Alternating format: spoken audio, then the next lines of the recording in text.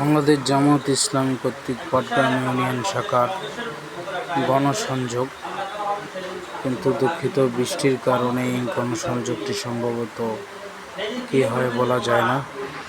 কথা বলছেন মৌলানা নাসির উদ্দিন বেলাল ভাই,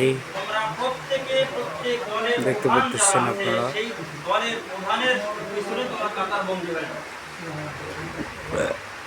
আল্লাহ তাআলা এই বলেছেন যে কিয়ামতের ময়দানে আমি আল্লাহ তাআলা প্রত্যেক দলকে, প্রত্যেক নেতাকে তাদের কর্মী বাহিনীর সহ আল্লাহ তাআলা ডাকবো এবং আমি তাদের পিছনে লাইন ধরতে বলবো।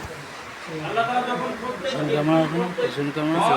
গোষ্ঠী যখন নিজ নিজ নেতার পিছনে, যখন ইমামের পিছনে যখন লাইন ধরবে, সারিবদ্ধভাবে দাঁড়াবে, আল্লাহ তাআলা তখন প্রত্যেক এই মানুষের যারা যে যে নেতার অনুসারী ছিল, যে যে ইমামের অনুসারী ছিল, সেই ইমাম সেই নেতাকে আল্লাহ তাআলা কিয়ামতের ময়দানে প্রশ্ন করবে যে তুমি তোমার দুনিয়াতে, তুমি যে তোমার একটা দল ছিল, দুনিয়াতে তোমার একটা গোষ্ঠী ছিল, তোমার একটা জাতি ছিল, এই তোমার দল, তোমার গোষ্ঠী, তোমার জাতি তুমি কোন পথে পরিচালিত করেছো?